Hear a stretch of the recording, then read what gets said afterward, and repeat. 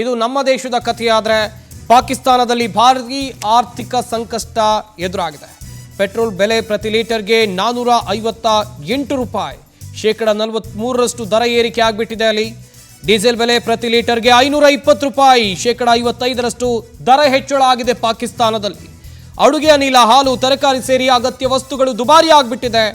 ರಾತ್ರಿ 8ಕ್ಕೆ ಇನ್ನು ಸಾಕಷ್ಟು ವಿಚಾರಗಳ ಕಡೆ ನೋಡ್ತಾ ಹೋಗೋದಾದ್ರೆ, ರಾತ್ರಿ 10 ಗಂಟೆಗೆ ರೆಸ್ಟೋರೆಂಟ್ ಬಂದ್ ಆಗುತ್ತೆ. ಮದುವೆ ಮತ್ತು ಖಾಸಗಿ ಕಾರ್ಯಕ್ರಮಗಳು ಕೂಡ ಬಂದ್ ಆಗಲಿವೆ.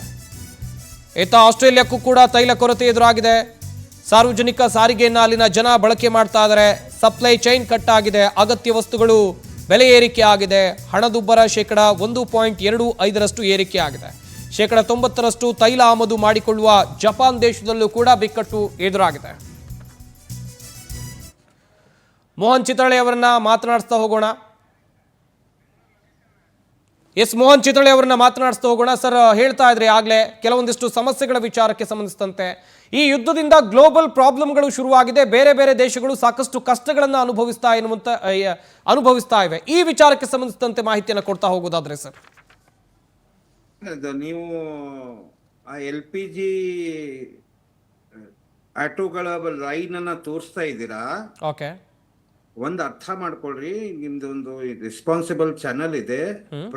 ಪ್ರಯಾರಿಟಿ ಕರ್ನಾಟಕ ಸರ್ಕಾರಕ್ಕೆ ಅಥವಾ ಭಾರತ ಸರ್ಕಾರಕ್ಕೆ ಡೊಮೆಸ್ಟಿಕ್ LPG ಅಂದ್ರೆ ಮನೆ ಬಳಕೆಯ LPG ಅನ್ನ ಕೊಡ್ತಾ ಇದ್ದಾರೆ. ಕಮರ್ಷಿಯಲ್ ಸಿಲಿಂಡರ್ ಅನ್ನ ರಿಸ್ಟ್ರಿಕ್ಟ್ ಮಾಡಿದ್ದಾರೆ. LPG ಗ್ಯಾಸ್ ಅನ್ನ ರಿಸ್ಟ್ರಿಕ್ಟ್ ಯಾಕೆ ಮಾಡಿದ್ದಾರೆ ಅಂತಂದ್ರೆ, ಕುವೈತ್ ನಲ್ಲಿ ಏನು ಮ್ಯಾನುಫ್ಯಾಕ್ಚರಿಂಗ್ ಆಗುವ ಪ್ಲಾಂಟ್ ಇದೆಲ್ಲ ಅದ್ರ ಮೇಲೆ ಅಟ್ಯಾಕ್ ಆಗೋದ್ರಿಂದ LPG ಆಟೋಗಳನ್ನ ನೀವು ಪೆಟ್ರೋಲಿಗೆ ಕನ್ವರ್ಟ್ ಮಾಡ್ಕೊಂಡು ಓಡಿಸ್ಬೇಕು ಸ್ವಲ್ಪ ದಿವಸ. ಯಾಕಂದ್ರೆ ಇದು ನಾವು ಭಾರತ ಸರ್ಕಾರ ಕರ್ನಾಟಕ ಸರ್ಕಾರ ಮಾಡಿದ ತೊಂದರೆ ಇಲ್ಲ, ಒಂದು ಅಭಿಯಾನ ನಡೆಸಿ ಅದಕ್ಕೆ ಕನ್ವರ್ಷನ್ ಇದೆ ಆಟೋಗಳಿಗೆ. ಅವರು ಪೆಟ್ರೋಲ್ ಅನ್ನ ಹಾಕಿ ವಾಪರ್ಸ್ಬೇಕು. ಈಗ ಏನ್ ಯುದ್ಧ ಬೆಳಿಗ್ಗೆ 5:30ರಿಂದ 10:30ವರೆಗೂ ನಡೆಯೋದಿದೆ, 12:30ವರೆಗೂ ನಡೆಯೋದಿದೆ ಘನಘೋರ ಯುದ್ಧ. ಇದರಿಂದ ಇನ್ನೂ ಜಾಸ್ತಿ ತೊಂದರೆ ಆಗ್ತದೆ. Liquid petroleum gas for autos will not be available for another 3 months. ಇದು ತಿಳ್ಕೊಳ್ಳಿ ನೀವು. ಯಾಕಂದ್ರೆ ನಿಮ್ಮ ಮನೆ ನಮ್ಮ ಮನೆಯಲ್ಲಿ ಅಡಿಗೆಗೆ ಗ್ಯಾಸ್ ಬೇಕು. ಎಲ್ಲಾದ್ರೂ ಛತ್ರದಲ್ಲಿ ವ್ಯವಸ್ಥೆ ಆಗ್ತದೆ. ಪೆಟ್ರೋಲ್ನಲ್ಲಿ ಗ್ಯಾಸ್ ಹಾಕಿಲ್ಲ ಅಂದ್ರೆ ಪೆಟ್ರೋಲ್ ನಡೆಸಬಹುದು ಅಷ್ಟೇ.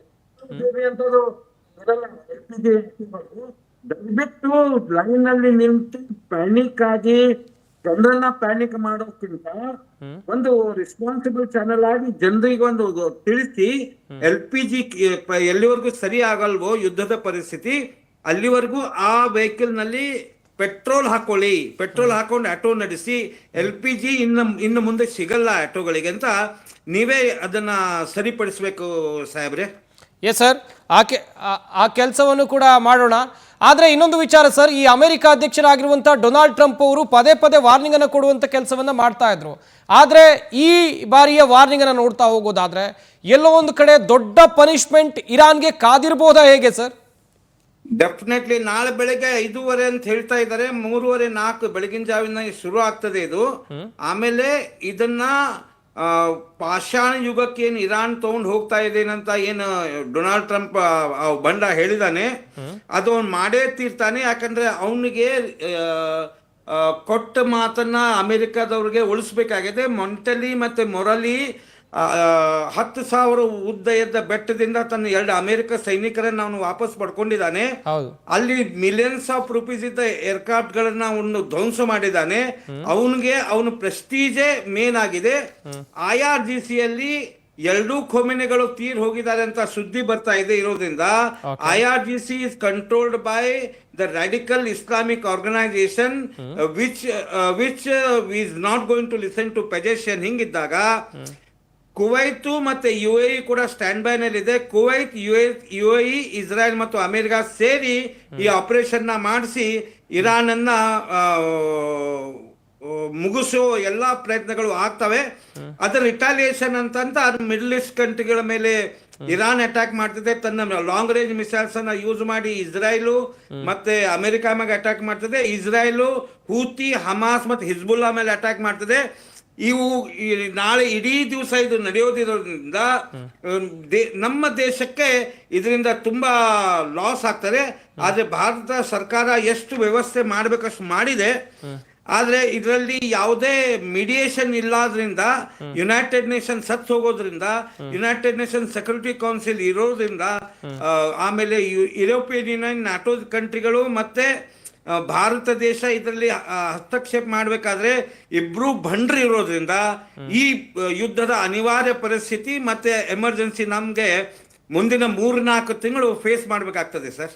ಸರ್, ಅದಕ್ಕಿಂತ ಮುಂಚಿತವಾಗಿ ಏನಾದ್ರೂ ಕದನ ವಿರಾಮ ಬೀಳಬಹುದಾ? ಇರಾನ್ ಅಮೆರಿಕ ಮುಂದೆ ಮಂಡಿ ಊರಬಹುದಾ? ಚುಟುಕಾಗಿ ಹೇಳ್ತಾ ಹೋಗೋದಾದ್ರೆ ಸರ್. ಇಲ್ಲ, ಅದು ಮುನೀರ್ ಪ್ರಯತ್ನ ಮಾಡಿದ್ನಲ್ಲ, ಮುನೀರ್ ಮತ್ತು ಶಾಬಾಜ್ ಬಿಕಾರಿ ಪಾಕಿಸ್ತಾನದವರು, ಇಸ್ಲಾಮಾಬಾದ್ ಅಕಾರ್ಡ್ ಅಂತ ಏನಾಯ್ತದ? ಏನೂ ಆಗಿಲ್ಲ ಸರ್. ನೋಡಿ, 2 countries are radicals. America is having mighty power. Israel is facing this problem since 1947. They want to end this ಹೂತಿ ಮತ್ತೆ ಹಿಜ್ಬುಲ್ಲಾದು. ಹಿಂಗಾಗಿ ಅಲ್ಟಿಮೇಟ್ ಒಂದು ಫುಲ್ ಸ್ಟಾಪ್ ಮಾಡ್ಲಿಕ್ಕೆ ಈ ಯುದ್ಧ ಅನಿವಾರ್ಯ ಆಗಿದೆ ಅಮೆರಿಕಕ್ಕೆ ಮತ್ತೆ ಇಸ್ರಾಯೇಲಿಗೆ. ಅದೇ ತರ ಇರಾನ್ಗೂ ಕೂಡ. Yes sir, thank you sir. ಇಷ್ಟೊತ್ತು ನಮ್ಮ ಈ ಕಾರ್ಯಕ್ರಮದಲ್ಲಿ ಜಾಯ್ನ್ ಆಗಿ ಸಾಕಷ್ಟು ಮಾಹಿತಿಯನ್ನು ಕೊಟ್ಟಿದ್ದಕ್ಕಾಗಿ.